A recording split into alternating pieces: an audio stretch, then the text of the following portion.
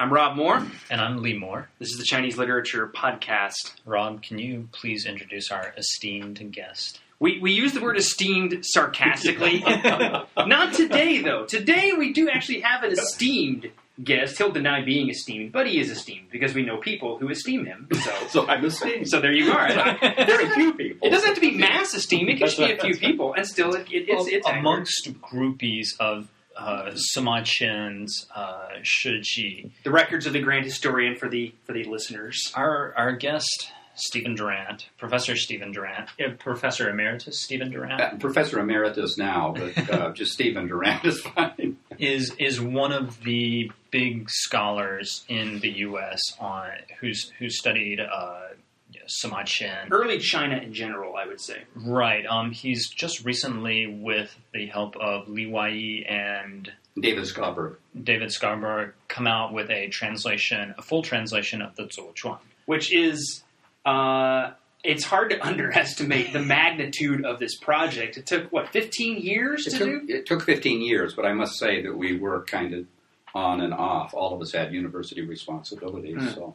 But all the same, if you've ever read any of the Zuochuan, it's not hard to imagine why that would take 15 years. Yeah, it is one of a handful of texts that if you're going to actually know something about early China, you have to read at least sections of it. It's like the records of the grand historian as well, like that.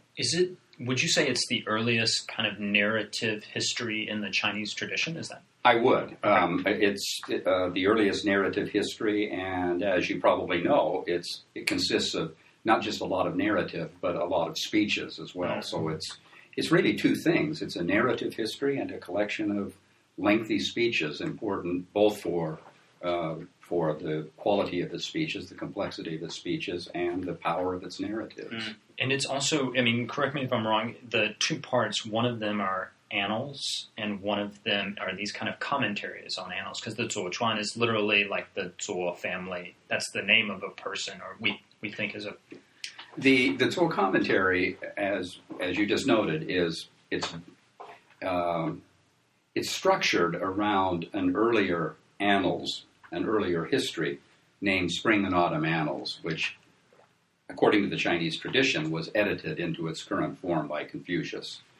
Spring and Autumn Annals is a very simple list of events that happened in China from around 720 BC down to about 468, that period of time. So you have this old annals text, and the Zuo commentary is a commentary, supposedly, on annals. And what it does is it takes these events that are listed in sequence in Spring and Autumn Annals and puts them into a kind of cause and effect relationship, explains the historical background to them, and connects one to the other. So it takes an annal and turns it into what we would recognize as a history. I think that's right. Okay. Do you read the annals with the history, or how do you read this book? It's incredibly hard to read. Yes. Right? Yeah. The big question is whether this text that we now know of as the Zuo commentary was actually structured in the earliest times the way it's structured now. Now it is structured completely around the annals, which means that many of the narratives that are continuous are broken up and distributed across different years under annals entries that originally were disconnected. And this is one of the difficulties with reading this text, as you probably know, is that certain narrative lines are broken up as other annals entries and their commentaries intercede. So one of my questions then would be, is it necessary to order the Zuochuan as sort of a historical narrative, or can we just leave it in its broken up fragmentary form? I think we can leave it in its fragmentary form, but there has developed a tradition of reading in China it's actually called Banmo reading, beginning and end reading, which kind of reorganizes these narratives into strings. In our translation, we didn't do that, because most people who confront this text confront it as a series of entries that are arranged according to the order of Spring and Autumn Annals, this older text. But what we did in addition to that is that we introduced those individual narratives in a way that connects them, that gives references to the other narratives in that string. So if you wish, you can jump from place to place rather conveniently. So you can read it either way. You can read it as the text stands, or you can read it as a string of continuous narratives. So then my question would be, because a lot of your earlier work, I mean, you have a very varied body of work, but a lot of your earlier work deals with the Shiji, the records of the Grand Historian. Right. Why spend this much time translating the Zuochuan? Like, what made you even want to think about doing a project like that? Well, I think there are a number of reasons. I'm interested in Chinese historical writing, and as much as I love Sima Qian and his historical records, the Zuochuan is earlier and had tremendous influence upon Sima Qian and upon the entire Chinese historiographical tradition. Moreover, it's one of the Confucian classics, narrowly speaking, which, of course, Sima Qian's work is not. And so as a Confucian classic, it was read, memorized, and exerted tremendous influence upon all literate Chinese during the imperial period. So it's had enormous influence, influence that probably extends beyond Sima Qian. I think one of the interesting things that we're already seeing here that just kind of is coming out of this discussion is how Chinese narrative history is coming not out of its own kind of, it's not writing about itself, but it's a commentary on itself. And you brought up Confucius and his, what is it? Spring and Autumn Annals? Spring and Autumn Annals. Spring and Autumn Annals. What is that I'm thinking of, the... Shu Er Bu Zuo. Yeah, Shu Er Bu Zuo. Shu Er Bu Zuo, right. Like, so Shu Er Bu Zuo is just Chinese, it's a Confucian passage that I compile, but I don't create. Yeah, I've always translated that as I transmit. I transmit and do not create. And it's this idea that what a historian really does is simply compiles, arranges records from the past. And so that's certainly true of Sima Qian, and I think it's true to a commentary too. I think that whoever compiled this, and we really don't know, relied on a whole bunch of sources, some of them written and some of them probably oral.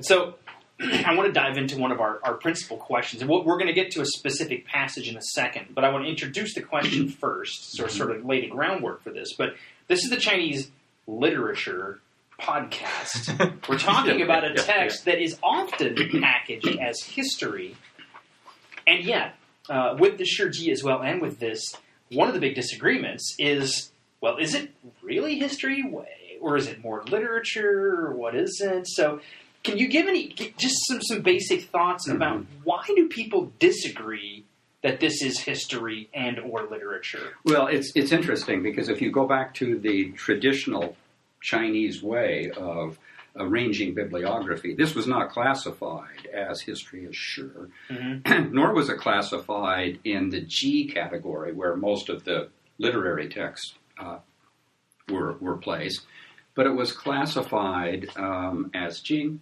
as classics. It's a classic.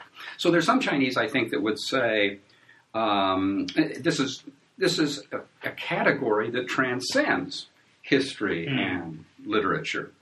It's something of a higher type. Now, my feeling is that those who put the text together were trying to portray events as they, for the most part, believed they happened. So I think that their intention was, in large measure, the intention of someone who's presenting history. However, much of the material they included in this text probably didn't happen, and almost certainly didn't happen the way that they portray it. Does the text have historical merit? I think it does. If you're going to write a history of the spring and autumn period of time, you're going to have to make use of this text. But I think you're going to have to use it in a very, very careful fashion, because so much of it is probably derives from questionable sources and is there largely for entertainment value. Right. And as you just mentioned, this isn't being compiled with any pretense, like, say, Herodotus would set out, where I'm going to write things as they occurred. This is being transmitted, perhaps. This is the writer saying, this is what we have on this period. Yeah. I'm not going to go and do the investigative reporting. But that's right, but it's even more mysterious than that, because there's no writer saying anything. The narrator of this text is entirely absent. So unlike Herodotus, who's present in his text, or even if you look at some of the biblical histories, there's not a named historian. There's not an I in the text, but there is this voice who is organizing things, and periodically will say something about the overall context or the overall direction of the narration. You don't have that in a commentary. You have an entirely absent historian, and of course, as you know, as literary scholars will say, when you have an absent narrator, that narrator is probably everywhere present. Yeah, exactly. I think that's actually a pretty good point to just go ahead and jump into the text. Just before we do, just one more quick note before we jump in. We haven't yet established dates. A lot of the people listening are not going to be familiar with the chronology here. So roughly when do we think this was written? Okay. The history covers the period from 722 to 468 BCE. So we're talking Zhou dynasty, early Zhou. That's right. We're talking about sort of the middle period of the Zhou dynasty. The tradition is that the text was the result of editing or authorship of a disciple of Confucius by the name of Zuo Qiuming, hence the title, the Zuo Commentary. Most scholars today do not believe that it could be quite that early. That would have been, say, the middle of the 5th century BCE. Most scholars today believe that this text probably comes, at least in its present form, from the latter half of the 4th century BCE. So that'd be between about 350 and 300. And there are a few people who would put it even later. I would put it somewhere around 320. Okay. So why don't you set up for us, we're going to be reading actually one of the passages from the translation. Let me just say at the outset that any person not familiar with Chinese is going to find almost every Zuozhuan narrative, Zuo commentary narrative, difficult to follow. One of the reasons for that is that there are so many proper names, and these names sometimes sound alike. But I would also argue that these narratives were not meant to just be read out and then you sort of move on to something else. I think that they were usually read in a pedagogical context with a master going over the text with a bunch of disciples explaining what it means and what the significance of the text might be. So when we sit down as modern readers and just read through these things and feel frustrated that it's complicated or we don't really understand what's happening, that's probably not far removed from readers in maybe the 1st or 2nd century BCE on their first encounter with the text. So if you have a hard time following this, join the club. So this is going to be from the actual published translation. Stephen, you want to set up for us? Is it important to know where in the text this occurs, or could you just pick it up and read it?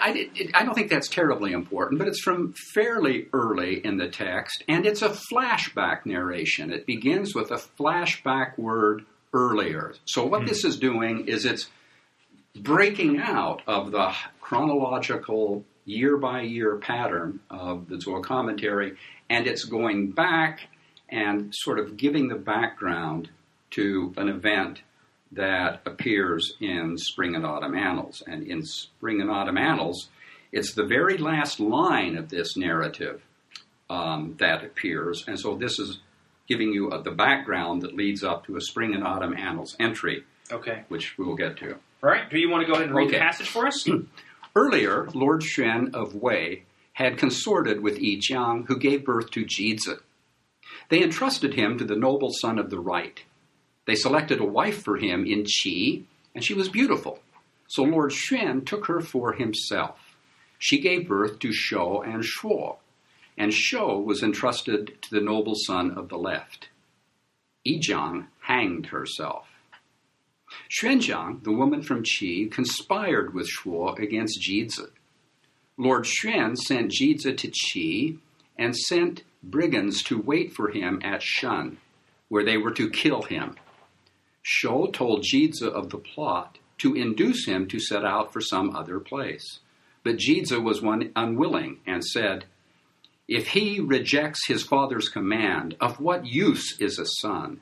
If there were a domain without fathers, then I could flee there." When Jizi was about to depart, Shou plied him with wine. Shou then carried his banner and went first. The brigands killed him. When Jizi arrived, he said, "I am the one you were after. What crime did he commit? Please kill me." The bandits also killed him. The two noble sons consequently hated Lord Hui. And all this sets up the background to the spring and autumn line, which is, in the 11th month, Xie, the noble son of the left, and Zhi, the noble son of the right, established Gongzi Qianmo as ruler. Lord Hui fled to Qi. And so, just to clarify, when you say this sets up, the last line that you read, that is the entry in the Spring and Autumn Annals. And everything that came before it is what the Zuozhuan added to that. Right. Or clarified. It's actually a clarification of this event that's noted in the Spring and Autumn Annals. You read that entry and you say, well, what went on? Why did this happen? Why did Lord Hui flee the state?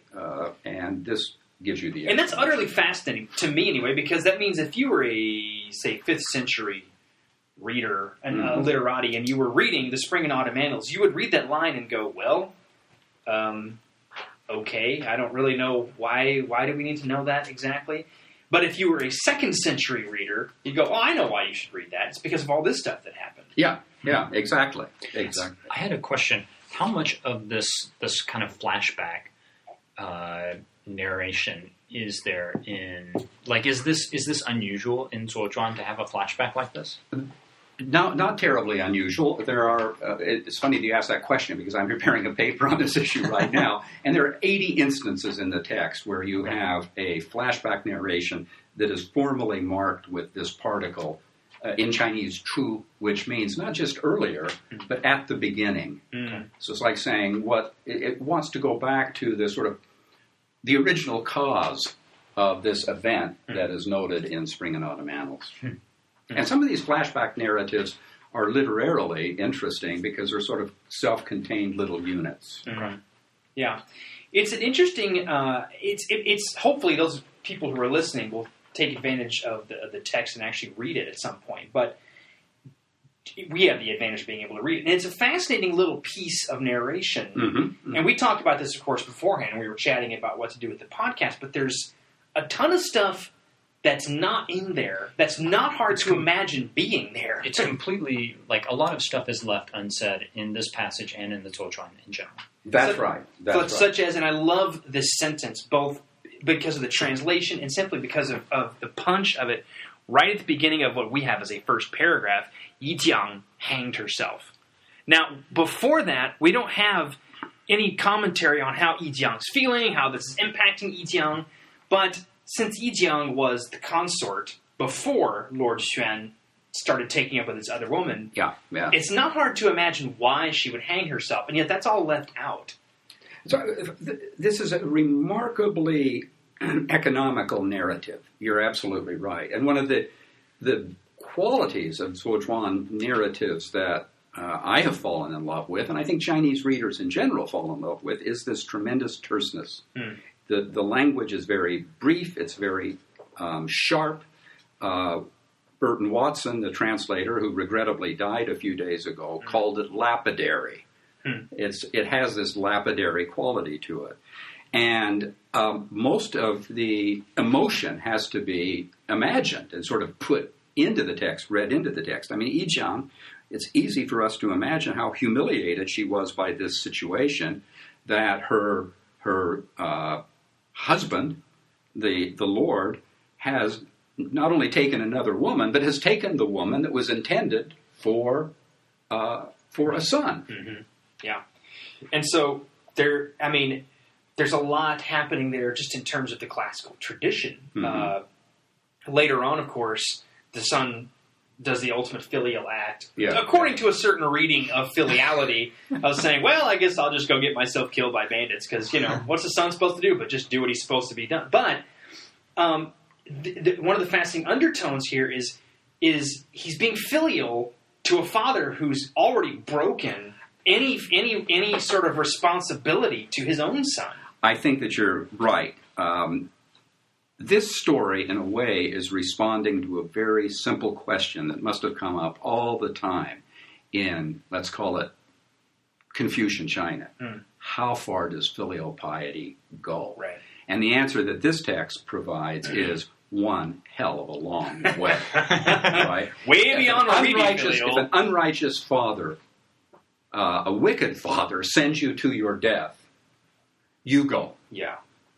Without complaint. And realizing that there's no sense in fleeing because you will have a reputation of being unfilial wherever you might go. Right. Better to die than wander the land as an unfilial son. Yeah. It's remarkable. It is utterly remarkable. And Lee and I did a podcast a couple of weeks ago on Mulan. Mm-hmm. And one of the things we talked about in that podcast was whether or not she's a filial daughter. Because in the original narrative, she only goes to war to save her father from humiliation and possibly death. And we talked about, is her coming back filial or not? Because going to war in the first place would seem to be very unfilial because she's doing a quote-unquote man's duty. Yeah. But at the same time, it's also filial because, she's helping her father. She's being faithful to her father. And so what this text suggests that we're reading today is the range of possibilities for being filial. Are there other passages in the Zhuozhuan that have a different take on filiality? Well, that's a good question.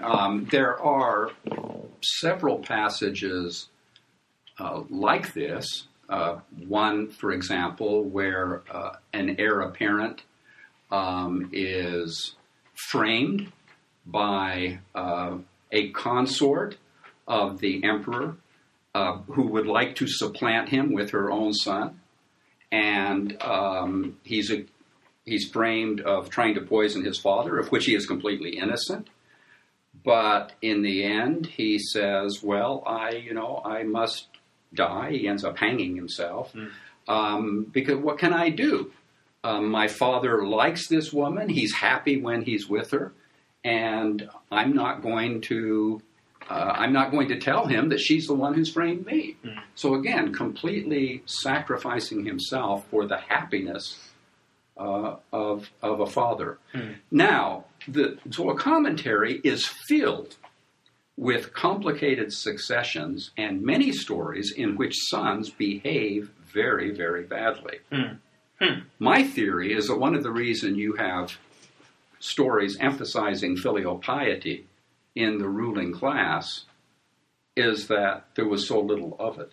Oh, that's... I mean, you don't pound on the importance of behaving in a particular way. If everyone's already doing it. If everybody's already doing it. And there are plenty of examples in Zohar commentary of horribly unfilial sons who bring about their father's death. Now, these are mostly stories that surround succession.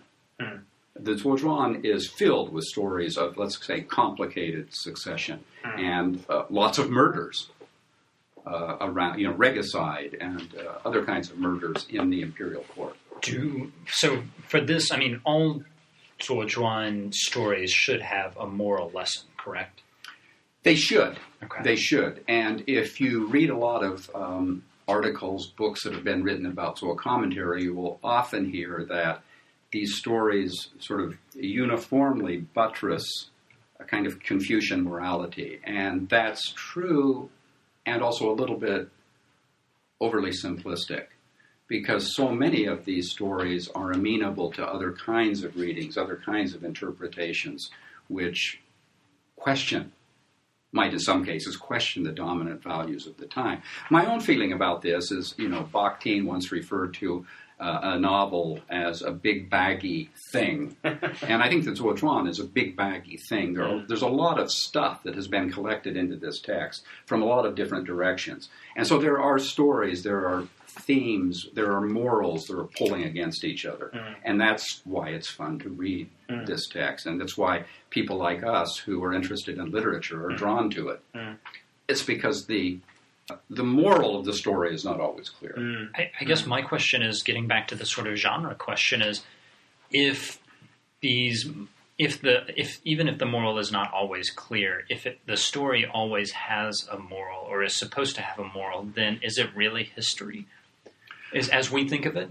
I mean, at that point, it seems more kind of literary. I don't think it's history as we think of it. Okay. I mean, history since at least the 19th century has taken on a sort of scientific turn, and you would, from that point of view, I think you would have to say that this text was shaped more by maybe pedagogical concerns and moralistic concerns than by what actually happened. I don't think that the historian who was writing this thought much about did this actually happen or not. I think he sort of felt, well, these are the stories that I've heard. I'm collecting these, and I'm trying to sort of shape them in a way that will make them sustain certain virtues that I believe in as a Confucian. So transmit.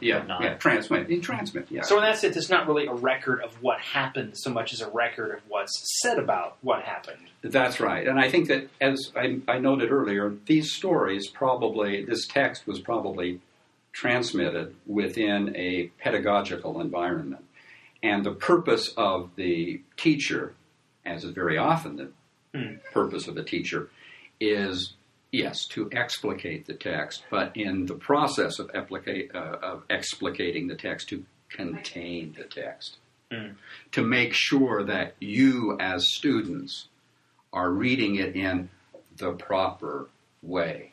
And so these texts get transmitted to us with a whole pedagogical tradition surrounding them, which is a Confucian pedagogical tradition. And I think what's fun to do as readers and as scholars of this text is to try to break through that crust into something that's a bit more literarily interesting and complex. And it's interesting because you mentioned the increasing complexity, the more quote-unquote literary we get. And to take us back to the passage, we've talked about filiality and the possible moral implications of a very filial message. But one of the sort of the sub-narratives or subtext in here is the relationship between sons, right? So you have Shou, which he just has the name Shou, who's actually the son of not the consort, not the first quote-unquote, not really wife, but the first person to bear Lord Xuan as son, but actually the second person, the person who's competing, right? So you should have two competing sons, right? You Jizi, who's the first one, and Shou, who's this later on, and Shou is trying to save Jizi from being killed, and it eventually gets him drunk so he can go out and himself be killed in his place. And what do we make of that? Well, I think that the Confucian interpretation of this is that this is a splendid example of what we might call younger brotherliness. A younger brother sacrificing himself for his older brother, who, after all, is the legitimate heir apparent. So I think that's sort of how they would read this. But it's hard for us to read, at least I should speak for myself. It's hard for me to read this with a straight face. because it's so, the sense of self-sacrificing is so overheated. Yeah. I was going to ask, it seems like the worst way to sacrifice yourself. There seem much better things to do. Right. Break his legs, don't let him go. Yeah. What's the point don't just get him drunk. What's the point of this? The father is trying to get rid of one son, and as a result of his son's behavior, he gets rid of two of them, and two of them die. Do you think part of the moral lesson is about the father's behavior? Or is it about the son? Yeah, sure. It's about the catastrophe that results when a father's desire overcomes his sense of proper order. This is about ritual violation. A father does not make arrangements for a wife from a neighboring state for a son, and then see that woman when she arrives and she's beautiful and take her for himself. I mean, this is a terrible ritual violation, and all of the bad stuff flows from that. And that's fascinating because there's this tendency. I say there's this tendency. When I say it, I mean this is something I hear from Chinese friends, from certain professors in China, and even sometimes the Chinese popular media, that filiality is this one-way street, right? You're faithful to your parents, and that is all. Yeah. Whereas if you really do read Confucius, and if you're reading the commentaries on what Confucius wrote, it's a two-way street. It's not that you only act this way if the person acts this way, but there's things expected of a father. Absolutely, as well. Absolutely. And this is a father who breaks ritual order and will eventually suffer for that. Right. But the interesting thing is that does not relieve the son from the obligation of filial piety. We've talked a lot in some of our earlier episodes about Huabun, about this kind of idea of containment. And this seems like it's kind of channeling. It's like, I mean, it's 2,000 years before the Huabun, which was written, late Ming, early Qing. But it seems like it's channeling that sort of desire versus ritual propriety. Right. And I think that this is a theme that comes up in passage after passage of Durrant, particularly when it comes to the succession. And in so many successions, the proper succession from father to eldest son of the first wife is ruined by male desire. Is it normally the father's desire or the son's desire? It's usually the father's desire for taking another concubine or another wife, which in and of itself is okay. There's nothing wrong with that. But then when you let your fondness for that woman determine the succession rather than following the ritual order, bad things always happen.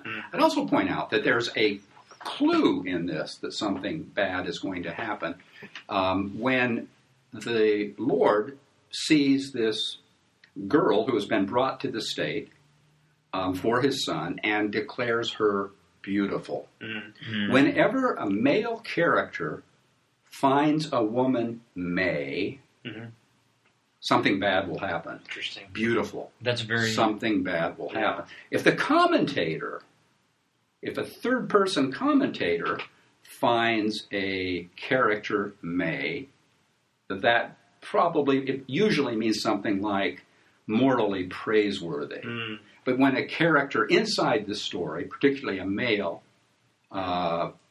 declares some person may, bad things are going to happen. Wow. That's definitely true in Ming-Qing literature, too. Like any character who... It actually, if the commentator or the narrator says someone is may, then that's normally a sign that something morally bad is going. And it's interesting because in the Huabun, especially in something like the Pearl Sewn Shirt, it isn't that a character is called May. It's specifically that this woman is seen by a male character. And at least in the Ming-Qing short fiction, she's not supposed to be seen. She's supposed to be shut away inside because her husband's not there, and she's seen as beautiful, right? So here, it's almost an exhibition. I think that's the point. That the violation in this text is that he sees his potential daughter-in-law as May. And that alone is inappropriate. He should not be even regarding her with those kinds of eyes that would make that type of a judgment if he's supposed to be regarding her at all. Can I ask, so when you mentioned that the kind of seeing her as May or seeing her as beautiful is a clue to us that something is already wrong in this text. What about when Yijiang hangs herself? Is that a clue that something is going really off the rails? Oh, I think that lets us know that things have completely fallen apart. Okay. That his wife Yijiang, who is the mother of Jizhen, would hang herself indicates that there's ritual violation all over the place. And right. This is a story about terrible ritual violation Mm-hmm. and the consequences that can come from that. Go ahead. Can I ask, do you think that Yi Zhang's death is supposed to be regarded by the imagined reader, the reader who this author is thinking of as his ideal reader? Is that supposed to be a problem, or is it just supposed to portend the problem, the death of the two sons? That's a good question, and I don't know the answer to that. I mean, I think that's I think it portends a kind of cascading series of terrible events. This is the first one. You have the ritual violation, then next you have Yi Zhang hanging herself. Then eventually you have two young men going to their deaths. And then at the end, the Lord, who succeeds from all of this, who was one of the co-conspirator, not Shou, but Shuo, the youngest son, who was a co-conspirator with Xuanzang, he's driven from the state at the end. Precisely because of the hate people feel for him as a result of what has happened. Yeah. So there's a whole cascade of negative events that flow from this ritual violation. So from that word "may."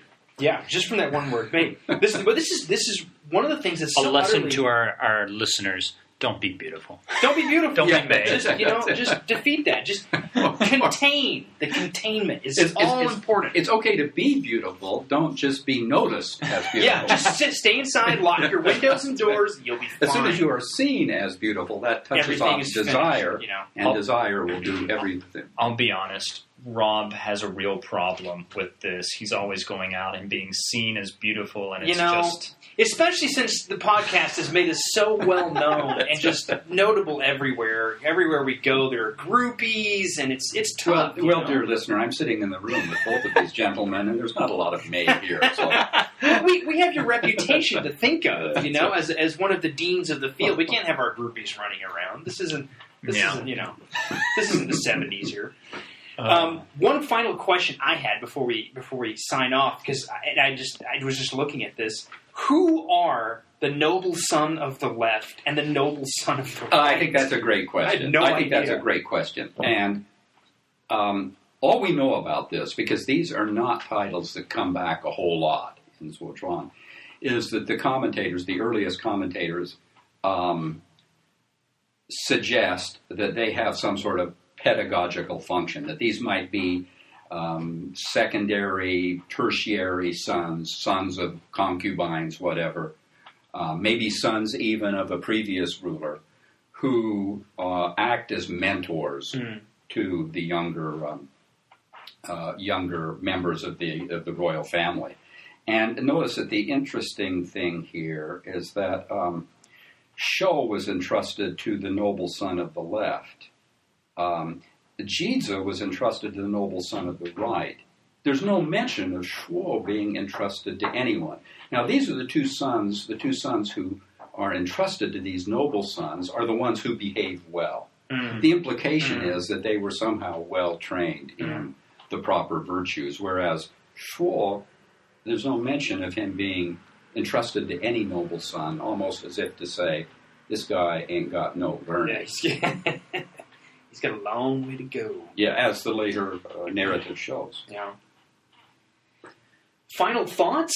We could keep. I had personally thought of a bunch of different things to continue talking about. We try to keep these within a manageable size, but we might continue the conversation at a different time because there's so much happening in the Zhuochuan. And it's that so one packed. podcast is so weird. It's such a short time frame. But final thoughts to I would point out one, I guess, for me it's a curious thing, and that is that when I read Zhuochuan or give passages from Zhuochuan to my students, I often pick narratives like this. These are the sorts of things I'm attracted to. But if you look at the kind of texts from Zhuochuan that were anthologized in classical anthologies of Chinese literature, where they maybe pull out 20 sections of Zuozhuan for beginning students to look at, they were invariably the speeches and not the narratives, because the speeches were admired as masterpieces of rhetorical presentation, and hence, from a kind of traditional Chinese perspective, the most literarily noteworthy stuff in the text. So at some point it would be interesting perhaps to look at one of the speeches, which we don't really have here. We have some dialogue, but we don't have a long speech. Are the speeches any easier linguistically to kind of come out? I think that they're linguistically a little bit more complicated. I'm not sure linguistically more complicated, but they're structurally more complicated because there's more going on in the way of parallelism and all kinds of little rhetorical tricks. There is a book about this written by David Skauberg about what he calls a patterned past, and he focuses on the analysis of the rhetoric of these speeches and proves how enormously sophisticated they are. So my final thought on this passage, and on the parts of the Zuozhuan I've read in general, is from a literary perspective, this is a fascinating primer on what made the transition into the 19th and 20th century so tricky for Chinese novelists, because they are coming from a tradition that tends to leave so much implicit, not explicit, that when you're dealing with 19th century European realist work and poetry, which is the reverse, they're telling everything, especially when you start getting into free and direct discourse, things like that. How do you switch from something so terse to something very much not terse? And it's one of the reasons also that there are still plenty of people in China who will tell you, modern Chinese literature is kind of crap. There's not much worth reading in it. It's the old stuff is really the good stuff. Well, one project Rob, I've been trying to get a graduate student to undertake for a long time is to take some of these stories, like this one, and then examine how they were retold at different stages in the Chinese literary tradition. For instance, this story also appears in Sima Qian. We don't have time to discuss it, but he makes significant adjustments in the story. And it's also, of course, in the famous Ming Xiaoshuo Dongzhou Liaguo Zhi, which is a text that takes stories from the Eastern Zhou period, most of them in the Zuozhuan, and casts them into a kind of Ming Dynasty novel style. And he takes this story and completely retells it. And by looking at the kinds of things that are sort of read into this story during those different stages, you learn something about the history of Chinese narrative and how it evolved over time. I think we have our next podcast, Lee. Yeah. I guess my final thought is just how much of what we see today as Chinese literature appears in this short space. I mean, we're talking about kind of terseness of classical literature, but also this issue of ritual propriety versus desire. It really kind of, I taught a class on Chinese film last quarter, and that is something that's still very much dominating Chinese themes and motifs in Chinese film. So just how these themes and these pieces stick with us. The more things change, the more they stay the same. Absolutely. I think that's right. Yeah. Well, that's all I've got. Just a final plug, though, for obvious reasons, we can't post the translation to the Zuozhuan on the podcast. Because it's a massive work. And it only costs $240 at your local price. bookstores. Maybe we can. So if you is it available on Amazon? It is available on Amazon. So we'll put a link to that in the podcast, and maybe a link to the University Press, because it's UW. Yeah, it is UW, and I think which is University of Washington for all those not from the Pacific Northwest. I encourage people who are highly interested to look at it. It is big. I hope that at some point in the future there will be an abbreviated volume that will come out of sort of Zuozhuan's greatest hits. I hope you call it that. I really hope you call it that. How many volumes is it? 3. 3? Okay. 3. And about 2,200 pages, roughly. So It's the kind of thing that you can read over, a bottle of Merlot with Probably a bottle of whiskey. So again, the translators, David Skalberg, Stephen Durrant, Li Wai, and University of Washington Press. Thank you so much for joining. Thank you, This is Rob. great. It was my pleasure. So I'm Rob Moore. I'm Lee Moore. I'm Steve Durrant. And this is the Chinese Literature Podcast.